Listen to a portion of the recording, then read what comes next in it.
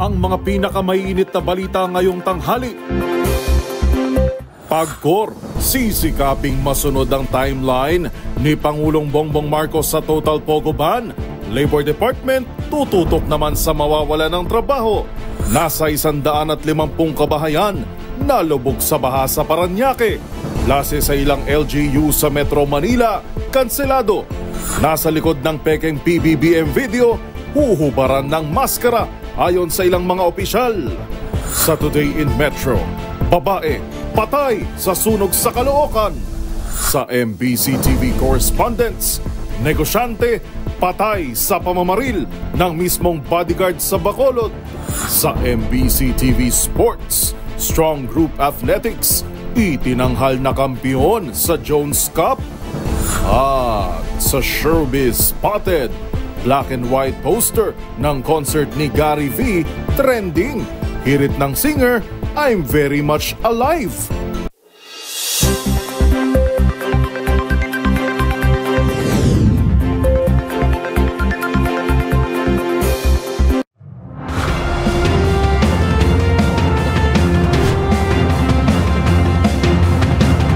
Bawat balita, makabuluhan. Bawat kwento, makapangyarihan. Boses ng Pilipino para sa Pilipino. Live mula sa MBC TV Studio. MBC TV Network News.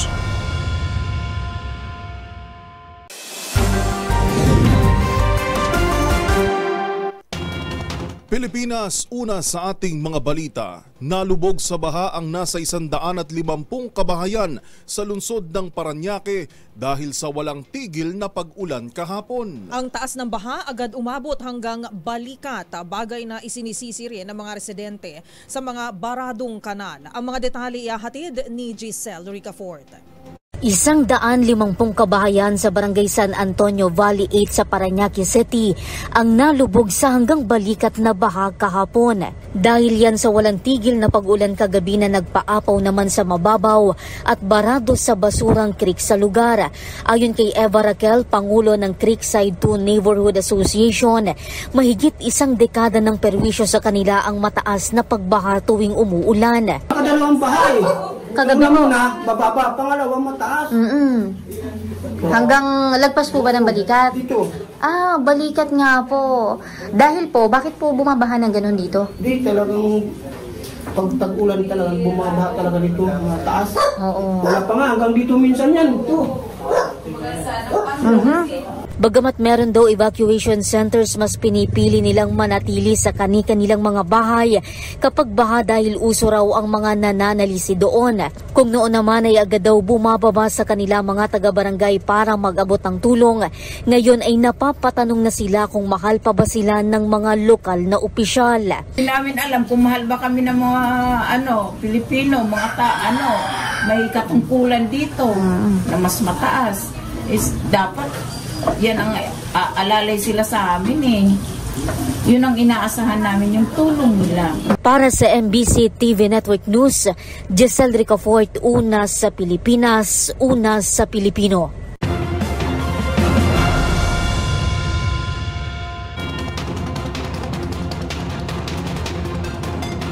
Samantala, nagsuspinde naman ng pasok ang iba't ibang lokal na pamahalaan bunsod ng tuloy-tuloy na pag-ulan, dala po yan ng habagat at bagyong Karina. Kabilang dito ang ilang lungsod sa Metro Manila. All levels, public and private, ang mga lungsod ng Caloocan City, Parañaque City, Navotas City, San Juan City, Malabon City, gayon din po ang City of Manila. Gayon din sa ibang mga probinsya sa Luzon na kinabibilangan naman ng Cavite Province, Pampanga at Bataan.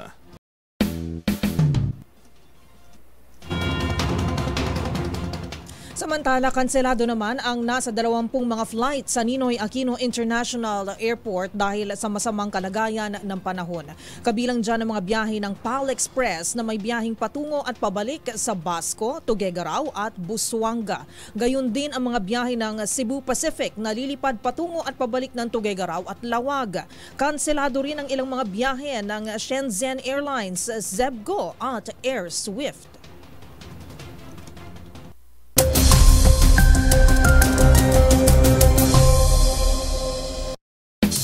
Sa atin namang update sa pinakahuling monitoring ng bagyong Karina, bahagyang lumakas at bumilis ang bagyo habang binabagtas ang Philippine Sea sa direksyong hilaga sa bilis na 15 km per hour. Mayroon na itong maximum sustained winds o lakas ng hangin aabot sa 140 km per hour at bugso na aabot naman sa 170 km kada oras. Batay sa 11 AM bulletin ng Pag-asa, huling namataan ang mata ng bagyo sa layong 405 kilometers east-northeast ng Apari, Cagayan. Nakataas na ang Tropical Cyclone Wind Signal number 2 sa Batanes, habang nakataas naman ang Signal number 1 sa mga sumusunod na lugar. Kabilang po dyan ang nalalabing bahagi ng Batanes, Cagayan, kabilang ang Babuyan Islands. Eastern portion ng Isabela kasama ang Divilacan, Palanan, Maconacon, Dinapigue, Tumaini, Ilagan City, San Mariano, Cabagan, San Pablo at Santa Maria.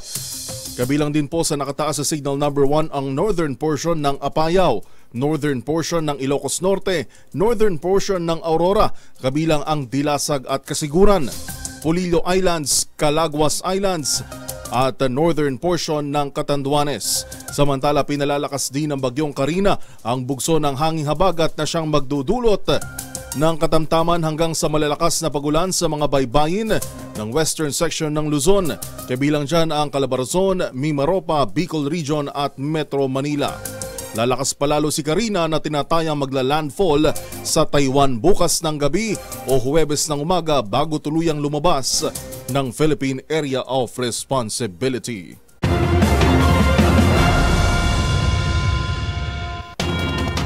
Sa iba pang balita, sisikapin ng Philippine Amusement and Gaming Corporation o PAGCOR na masunod ang timeline ni Pangulong Bongbong Marcos kaugnay ng total ban sa Pogo.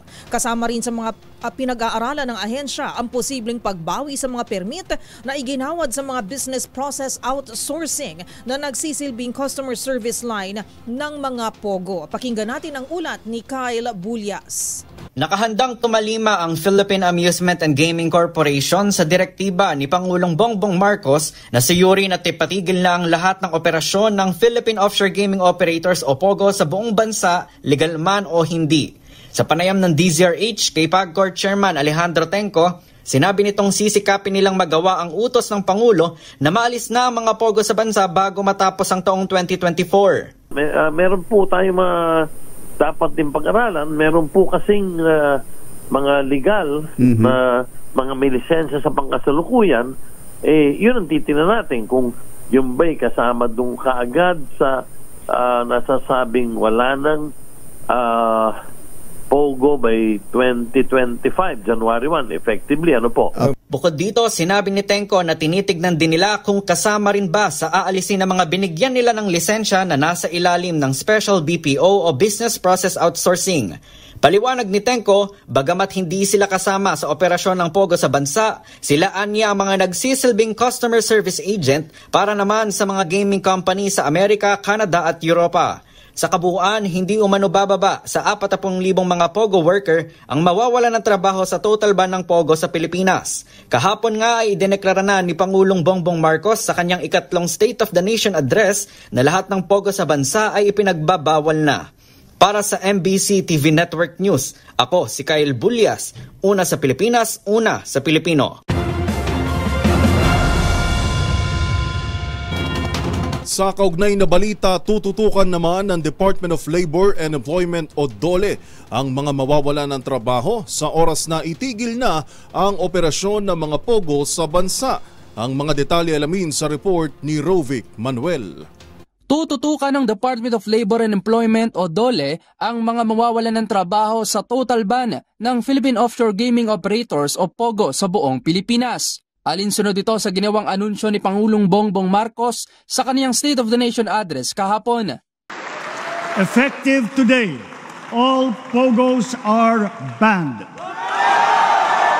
Sa panayam ng DZRH kay DOLE Secretary Bienvenido Laguesma, sinabi nitong susunod sila sa direktiba ng Pangulo at kasalukuyan na silang nakikipag-ugnayan sa PAGCOR upang maisagawa ang profiling sa mga manggagawang Pinoy na kanilang tutulungan. Tatalima tayo sa direktiba ng Pangulo. Ang Department of Labor and Employment po, nakipag-ugnayan na rin sa PAGCOR at tayo po ay humingi ng listahan ng mga ikangay nabigyan ng lisensya ng PAGCOR, nang sa ganon malaman po natin ang bilang ng mga manggagawang Pilipino na pwede pong maapektuhan. At nagsimula na po yung profiling na tinatawag natin. Makita po natin na hindi lamang yung bilang, ano po yung klase ng kanilang trabaho ginagawa ngayon sa kanilang mga kumpanya, at ano po ang kanilang kasanayan. Dagdag pa ng kalihim, humigit kumulang 10,000 na ang mga manggagawang Pinoy sa naunang listahan, ang una ng tutulungan ng DOLE, katuwang ang iba pang sangay ng pamahalaan. Tiniyak naman ng kagawaran na mabibigyan ng akmang trabaho at programa ang mga maapektuhang Pinoy base sa kanilang kasanayan at kanilang pangangailangan. Ang resulta ng aming profiling, ma-match po namin sila dun sa mga pwedeng lang mapasukan, at kung meron pong kakulangan at ang kanilang kasanayan at kwalifikasyon, dagdagan po namin ng upskilling, retraining.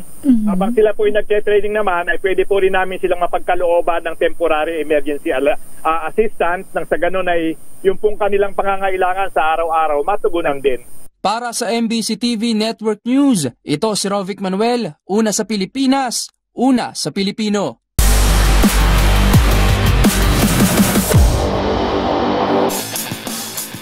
Sa mundo ng basketball, sa wakas ay muli na namang napasakamay ng Pilipinas ang kampyonato sa William Jones Cup. Ayan ay matapos talunin ng Strong Group Athletics ang Chinese Taipei A sa overtime. Ang perfect run ng SJE o SGA, tutukan sa report ni Millie Borja.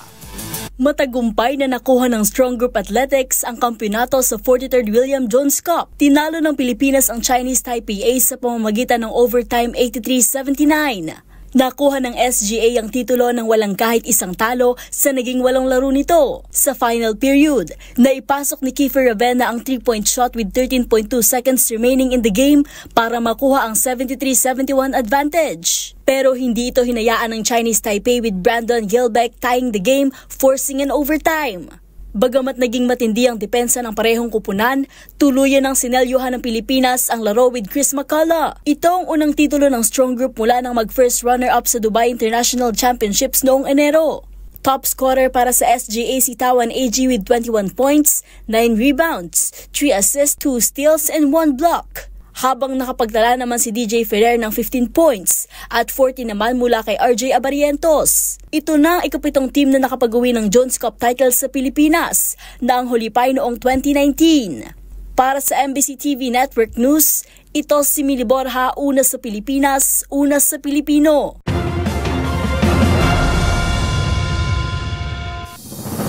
Narito ang mga balitang dapat ninyong abangan. Imbestigasyon ng Senado sa Pogo tuloy ayon kay Senator Win Gatchalian. Nasa likod ng peking PBBM video, huhubaran ng maskara. Sa MBC TV Sports 4-point shot, ipatutupad ng PBA sa Season 49. At sa Showbiz Spotted black and white poster ng concert ni Gary V, trending. Yan at iba pa sa pagbabalik ng MBC TV Network News.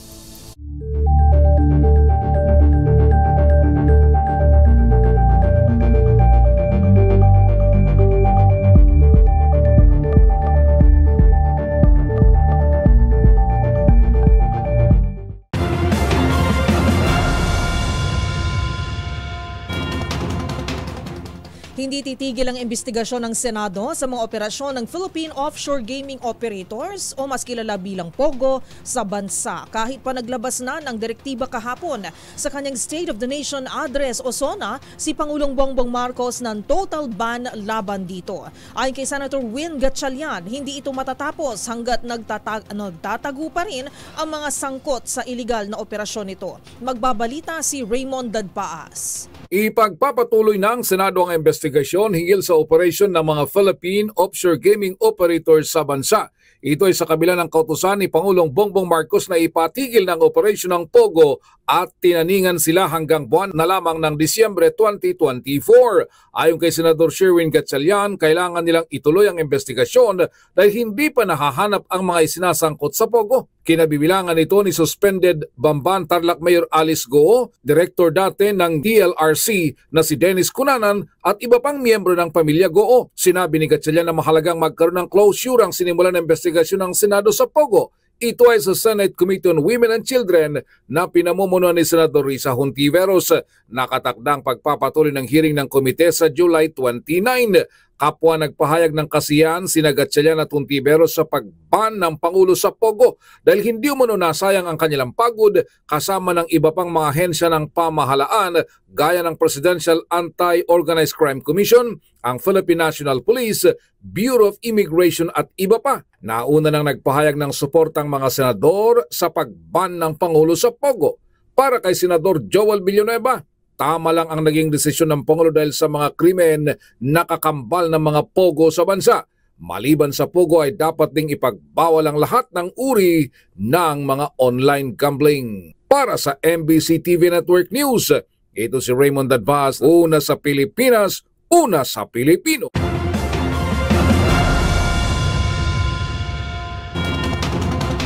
Isang hamon sa Senado na maipasa lahat ng panukalang batas sa pagbubuwis kasunod ng direktiba ni Pangulong Bongbong Marcos na tuluyan ng ipagbawal ang pogo sa bansa.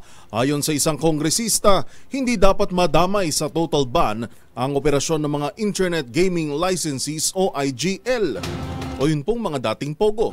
Pakinggan natin ang balita ni Milky Rigunan. Dapat magpasa ng mga pending tax measures ang Senado para matustusan ang malaking mawawala sa gobyerno sa forma ng buwis. Ito rekomendasyon ni Albay Representative Joey Salceda, chairman ng House Ways and Means Committee, matapos ipag-utos sa SONA ni Pangulong Bongbong Marcos ang total ban ng Philippine offshore gaming operations. Ayon kay Salceda, dapat tiyakin din ng gobyerno na hindi maapektuhan ang operasyon ng mga IGL o Internet Gaming Licenses na legal na pinapayagan naman ng PAGCOR. Sabi ni Salceda, ang problema ay hindi nga natutukoy ang operasyon ng mga legal at illegal. Sa operasyon ng mga POGO, baka ganito rin ang mangyari sa mga IGL. Narito si Congressman Joey Salceda. Hindi na nga nila nagawa na ma-differentiate yung illegal at legal POGO. Yung pa kayang legitimate IGL at saka the entire POGO system. Some of which are very legitimate. Well, at least China's happy. Matatandaan tutol sa total ban ng POGO si Salceda dahil sumusunod naman anya sa batas ang mga legal POGO na pinagkukunan pa ng malaking revenue ng gobyerno. Para sa MBC TV Network News, ako si Milky Rigunan, una sa Pilipinas, una sa Pilipino.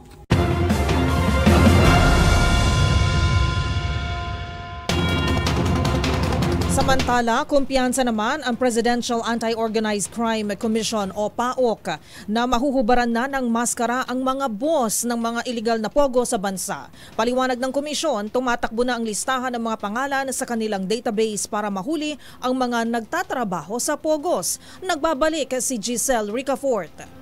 Kumpiyansa ang Presidential Anti-Organized Crime Commission na mahuhubaran na ng maskara mga boss ng illegal pogo sa loob ng 5 buwan. Ayon kay PAOK Executive Director Yusek Gilberto Cruz, sapat din ang hanggang dulo ng taon para makabuo ng database ng lahat ng mga dayuhan na nagtatrabaho sa mga pogo. Mahalaga raw ito para matiyak na maipade-deport ang lahat ng pogo worker pabalik sa bansa nilang pinagmulan. Tiniyak ng PAOK katuwang ng iba pang ahensya na pananagutin at ikukulong ang mga foreign criminal at mga kasabuat nila sa Pilipinas. Nakikipag-ugnayan ang komisyon sa Justice Department, Bureau of Immigration, Anti-Money Laundering Council, PNP at National Bureau of Investigation para ipatupad ang utos ni Pangulong Bongbong Marcos na pogo ban. Para sa MBC TV Network News, Giselle Ricafort, una sa Pilipinas, una sa Pilipino.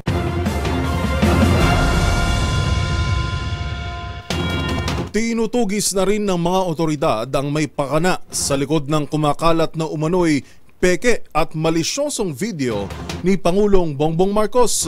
Ayon pa kay Defense Secretary Gilbert Gibo Teodoro, bagamat isa lang ito sa anyay isip batang stunt, ay dapat pa rin hulihin dahil sa tangka nitong destabilisasyon sa gobyerno. Magbabalita si Edniel Parosa. Nangako ang mga ahensya ng gobyernong may kinalaman sa depensa at seguridad na uhubaran ng maskara ang mga nasa likod ng peke umanong video ni Pangulong Bongbong Marcos na animoy gumagamit ng ilegal na droga. Ayon kay Defense Secretary Gilbert Chodoro, makikipag-ugnayan ng Armed Forces of the Philippines sa iba pang tanggapan para matukoy ang nasa likod ng tinawag niyang isip batang stunt kasabay ng ikatlong State of the Nation Address ni PBBM. Malinaw umano para sa kalihim na may pagtatangkang i-destabilize o guluhin ng administrasyon dahil sa sunod-sunod na fake news laban sa Commander-in-Chief at sa AFP. Ngayon, maliwanag na po sa akin, mga kababayan, na meron po talagang matinding plano na i-destabilize po ang ating gobyerno. Nag-umpisa po ito sa mga fake na mga news tungkol po sa Armed Forces of the Philippines at Department of National Defense. Tapos nagprogreso po ito sa di umano'y walkout na hindi naman po nangyari. Pagkatapos po ngayon na curiously po, araw po ng SONA, naglabas po sila ng peking video at sa Amerika pa. Inatasan naman ni Interior Secretary Benhar Abalos ang Philippine National Police na bumuo ng task force para matukoy ang grupong nasa likod ng pagpapakalat ng video. Babala ng DILG at ng PNP, maaaring makasuhan ng paglabag sa cybercrime law ang matutumbok ng mga salarin. Tawag yung ano bang tawag dito sa Tagalog, lambi, no? Earlobe. Tignan nyo yung nasa kanan. Diyan pa lang makikita nyo. Bakit ko sinasabi ito, mga kasama, dahil napakaraming kumalat sa social media ng mga AI, ng mga peke, sari-sari naghahalo sa mga panahon ngayon. Maging mapanuri tayo. Huwag tayo basta-bastang maniniwala rito. Inilabas ang video sa gitna ng event ng grupong Maisog sa Los Angeles, California, kasabay ng araw ng ikatlong SONA. Dumalo sa nasabing pagtitipon sa dating presidential spokesperson Attorney Harry Roque at ilang pro-Duterte na mga vlogger. Para sa MBC TV Network News, ito si Edniel Parrosa, nag-uulat D0H, una sa Pilipinas, una sa Pilipino.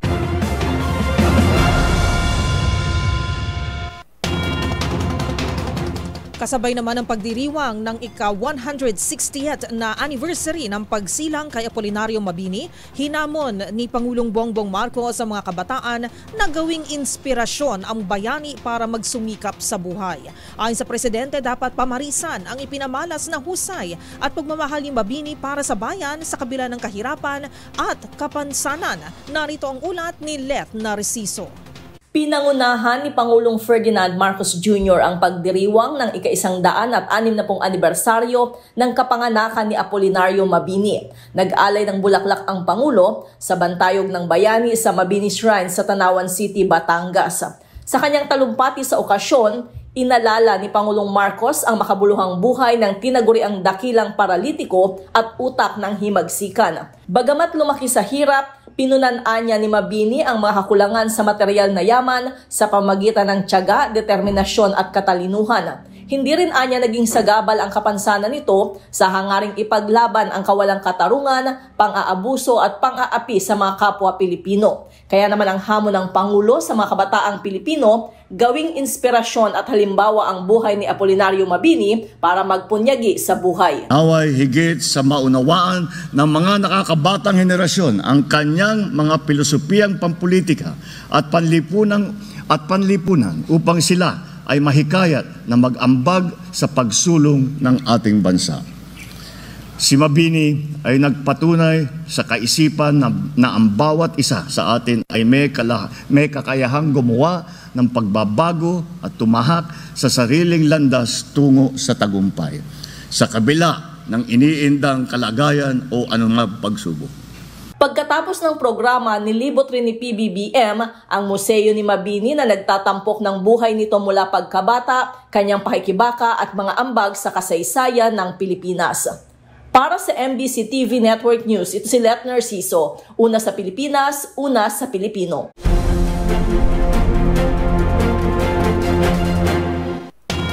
Patay naman ang isang 57 anyos na ginang sa isang sunog na sumiklab sa Caloocan City.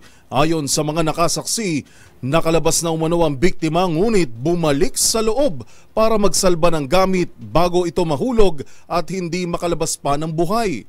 Tutukan ng report ni Edwin Duque. Minalas na mamatay si Aling Marilo Bidad, 57 years old, ng Broccoli Street, Arellano Street sa Barangay 133 sa Bagong Baryo, Caloocan.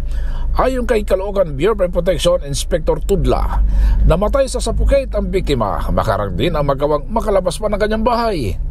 Maliban sa kanya, may mga 5 sugatan na nagtamo rin ng first at third degree burn mula naman sa 3 palapag na bahay.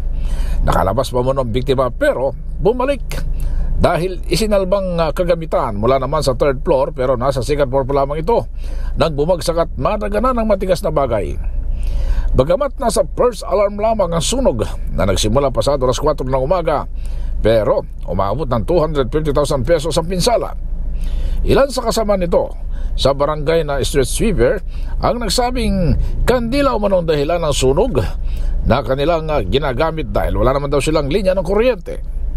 Ngayon ay inimbestigahan pa rin ng Bureau of Protection ang naturang sunog upang malaman kung sino at saang kwarto sa 3 palapag ang pinagbulan ng sunog.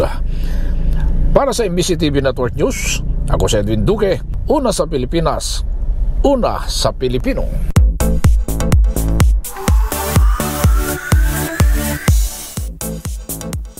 Umani ng sari-saring reaksyon online ang black and white poster ng concert ni Gary Valenciano. Si Mr. Pure Energy agad pinawi ang pag-aalala ng fans at nilinaw na buhay pa siya.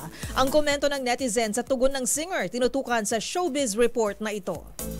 Magkahalong gulat at kaba ang naramdaman ng ilang netizens matapos lumabas sa social media ang black and white poster na ito para sa concert ni Mr. Pure Energy Gary Valenciano sa California.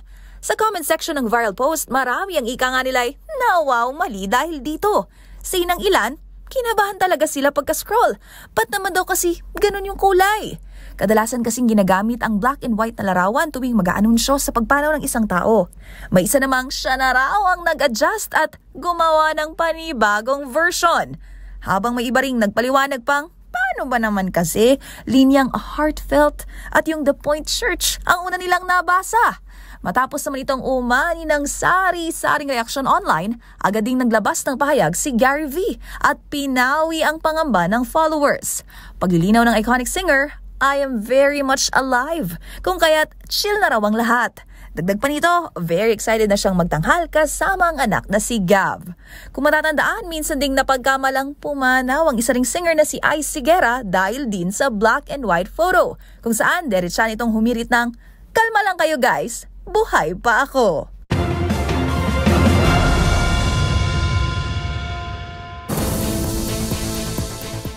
Narito ang mga balitang dapat ninyong abangan. Lokal na produksyon nananatiling prioridad ng administrasyon ayon kay Pangulong Bongbong Marcos. Para sa MBC TV correspondents, negosyante patay sa pamamaril ng mismong bodyguard sa Bacolod. Sa Hoy, bawal yan, lalaking nahuling nagbebenta ng leopard gecko online arestado. Kasong kakaharapin, alamin. Para naman sa MBC TV Sports, 4-point shot ipatutupad ng PBA sa season 49. At sa Showbiz Spotted, 21 muling magsasama-sama para sa kanilang 15th Anniversary World Tour. Lahat ng yan sa pagbabalik ng MBC TV Network News.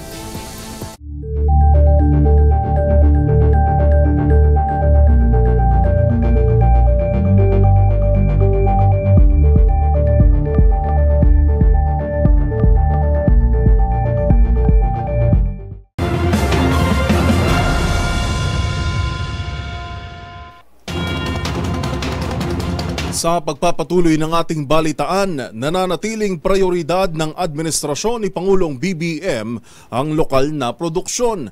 Ang paliwanag ng Pangulo, alamin sa report ni Rose Babiera. Kasunod ng ulat ng tala ng pinakamataas na ani ng palay sa bansa simula noong taong 1987 na pumalo sa lagpas 20 milyong tonelada. Nanindigan si Pangulong Bongbong Marcos sa kanyang ikatlong SONA na mananatiling prioridad ng administrasyon ang pagsusulong at pagpapasigla ng lokal na produksyon. Sa kanyang talumpati, sinabi ni PBBM na bagamat mataas ang antas na ito, hindi pa rin ito sapat kung ikukumpara sa demand sa bigas ng ating bansa, kung kaya't napipilitan pa rin tayong mag-angkat.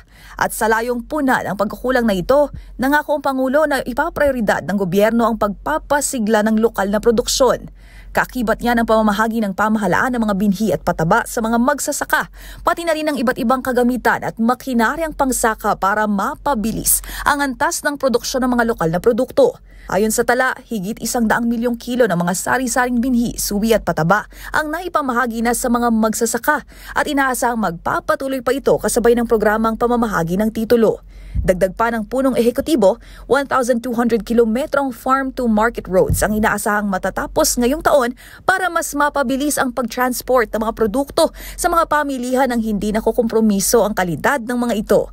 Ibinida rin ng Pangulo ang patuloy na pagpapaunlad sa sistema ng irigasyon na tinututukan ng administrasyon nitong mga nakaraang buwan. Patuloy tayo nagbubukas at kukumpuni ng mga irigasyon sa buong Pilipinas. Ngayong taon, bibigyan natin ng patubig ang halos 45,000 hektarya ng bagong lupain. Bubuhayin din natin muli ang irigasyon sa halos 38,000 hektarya ng lupain sa buong bansa. Pagtitiyak naman ni PBBM sa mga magsasaka at sa buong sektor ng agrikultura, gayon rin sa mga mamimili, ang mga nagdaang sunod-sunod na pagtaas ng bilihin na epekto ng mga itinakdang price ceiling maski sa ating mga produkto ay pawang panggipitang solusyon lamang. At makakaasahan niya mga ito sa puspusang aksyon ng pamahalaan para matugunan ang problemang kaharapin ng sektor, lalo pat nakalatag na rin ang plano nito sa pananalasa ng La Nina sa bansa. Para sa MBC TV Network News, ito si Angelica Cosme, una sa Pilipinas, una sa Pilipino.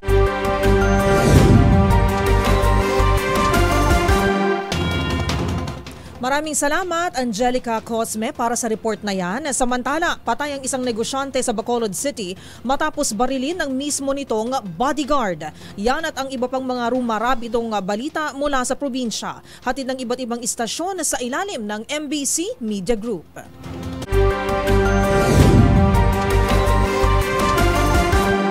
Patay ang isang negosyante matapos pagbabarilin ng kanyang sariling bodyguard sa Banga 5, Paglaom Street, Barangay Villamonte, lungsod ng Bacolod. Ang biktima kinilala na si John Alaba, 43 anyos, residente ng Barangay Estefania, lungsod ng Bacolod, habang ang sospek kinilala na si Ronel Rafael, 34 anyos, residente ng Barangay General Luna, bayan ng Tuboso, Negros Occidental. Ayon kay Police Captain Francis Di Pasukat, hepe ng Police Station 4 ng Bacolod City Police Office, nagkainitan ang pinag-uusapan ng biktima at ang bodyguard nitong suspect na humantong sa pamamaril. Na-recover ng kapulisan ang bala at 2 basyo ng kalibre 45 na pistola. Sa ngayon, ang suspect detinado sa Police Station 4 at maharap sa kasong murder ang nasabing suspect. Para sa MBC TV Network News, ito si Rex Cantong, una sa Pilipinas, una sa Pilipino.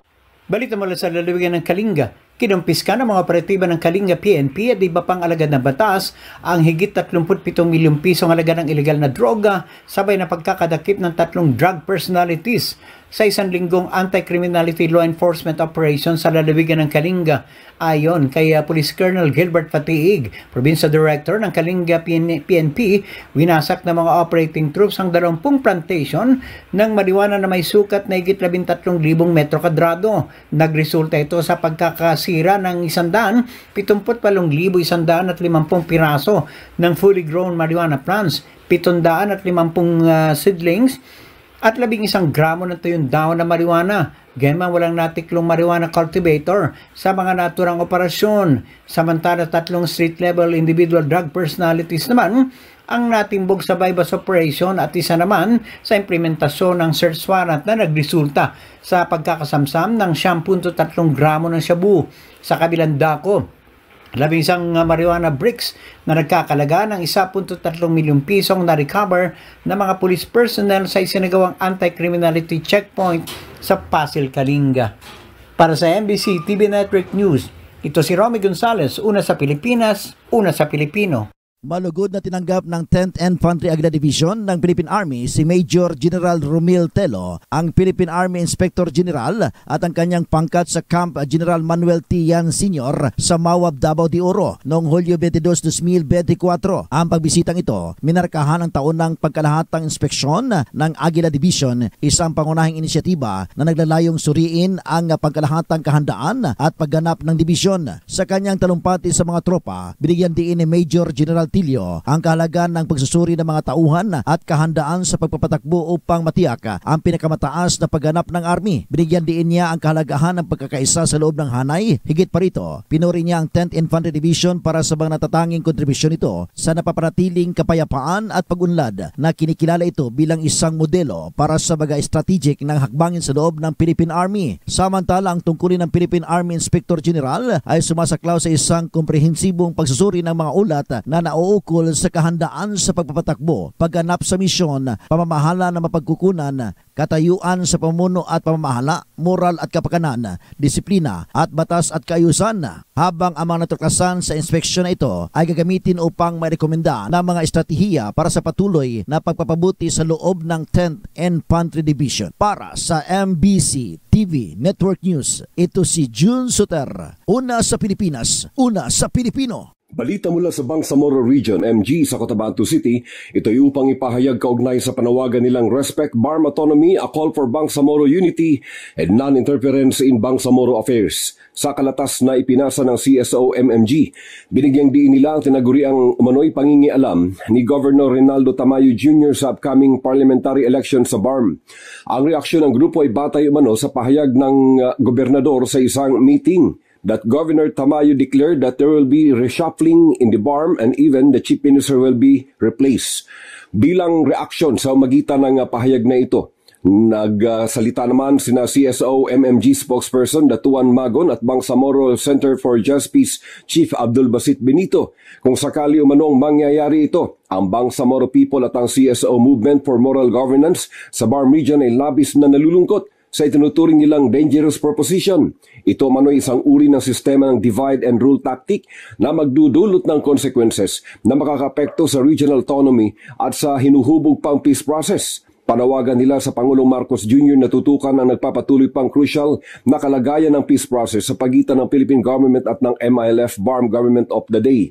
Ayon pa rin sa grupo, ang usapin ay internal matter na nakasaad sa BUL tungkol sa selection process para sa pagpili ng susunod na Chief Minister na nakasaad sa BUL Article 7 Section 4 na nag-uutos na ang sinumang uupong Chief Minister ay kailangan makakuha ng majority votes mula sa buong miyembro ng Parliament. Sa pahayag naman ni Governor Tamayo sa media, hindi umano siya nangingialam at bilang party president, sumusunod lamang umano siya sa utos at hangarin ng Pangulong Marcos Jr. Ito'y para sa matiwasay at patas na parliamentary election sa 2025. Para sa MBC Network News, ako si Jundi Makutak, RH19, una sa Pilipino, una sa Pilipinas. Isang lalaki naman ang naaresto matapos mahuling nagbebenta ng isang endangered animal online sa isinagawang entrapment operation sa Binondo, Maynila. Ang buong detalye sa report na ito alamin kay Rose Babiera.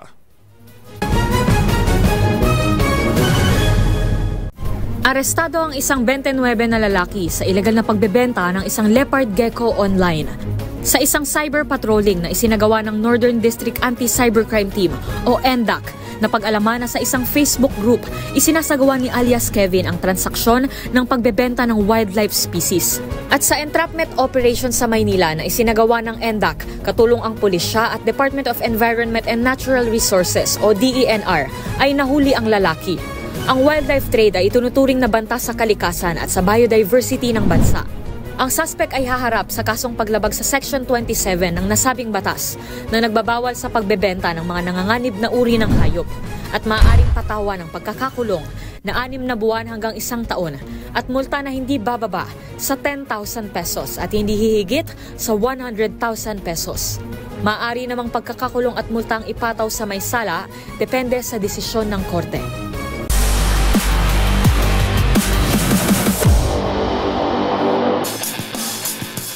Sa mundo pa rin ng basketball, may bago sa PBA. Maliban sa mga bagong manlalarong papasok para sa Season 49, bagong rule din ang nakaabang para sa mga ito. Ipatutupad na kasi ang 4-point shot sa liga para sa paparating na Governor's Cup. Kaya mo ba yan, Yuel? 4-point shot. Oo, saan kaya yung linya na yan? Ang mga detalye tinutukan ni Millie Borja. Maraming plano at pagbabagong inihahain ng PBA para mas lalong patindihin ang tapatan ng basketball teams sa Pilipinas. At kabilang na nga riyan ang pagpapatupad ng 4-point shot para sa paparating na Season 49. Ito ay para sa mga tira na lampas 27-foot arc mula sa basket. Ayon sa bagong upong PBA chairman na si Ricky Vargas, ang naturang 4-point shot ay kabilang sa mga inaprubahan ng board sa unang araw ng sesyon ng pagpaplano nito. Pero hindi ito ang unang beses na gagamitin ng nasabing creative rule dahil una itong ipinakilala ng liga sa 2023 All-Star Games sa ginanap sa Iloilo. At ginamit din sa parehong mid-season event ngayong taon sa Bacolod City. At yan ang mga latest updates sa mundo ng sports. Para sa MBC TV Network News, ito si Millie Borja, una sa Pilipinas, una sa Pilipino.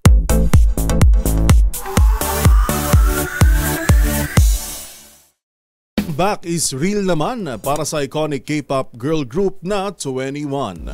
Ang grupo kasing nagpasikat ng mga kantang Fire, parang ito yung pinag-uusapan lang natin kanina. Kantahin mo nga, sample. At I Don't Care, muling nagsama-sama para sa isang world tour matapos mag-disband taong 2016. Ang iba pang detalye sa mundo ng K-pop, tutukan sa Showbiz Report na ito. The long wait is over para sa Blackjacks of fans ng K-pop girl group na 2NE1. Sina CL, Park Bom, Minzy at ang binansagang pambansang krong-krong na si Sandara Park muli kasing magsasama-sama para sa isang world tour bilang pagdiriwang ng kanilang 15th anniversary. Sa anunsyo ng founder at executive producer ng YG Entertainment na si Yang Yun-suk, arangkada sa Oktubre sa Seoul, South Korea ang comeback concert ng grupo na susundan ng Osaka at Tokyo show sa November at December.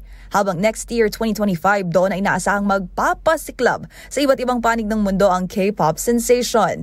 Bago nag-disband taong 2016, ilan sa mga kantang pinasikat ng 2NE1 ang Fire, I Am The Best, at I Don't Care. Samantala, kasabay nito, inanunsyo rin ng YG founder ang nakambang world tour ng Blackpink, Baby Monster at Treasure sa susunod na taon. Para sa DZRH TV, ito pang ng Showbiz Angel Angelica Cosme, una sa Pilipinas, una sa Pilipino.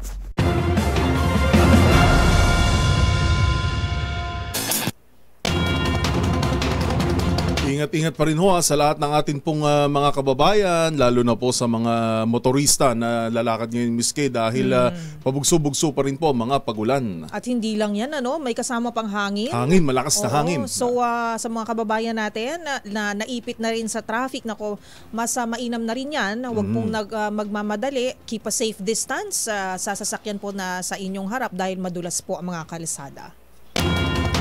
At yan po ang mga nakalap naming balita ngayong araw ng Martes. Ito si Yuel Reyes. At ako naman po si Karen Oyong. Magkita-kita tayong muli bukas, araw po ng Miyerkules, para sa mga balitang makabuluhan, mga kwentong makapangyarihan. Hatid ang boses ng Pilipino para sa Pilipino. Ito ang MBC TV Network News. Una sa Pilipinas, una sa Pilipino.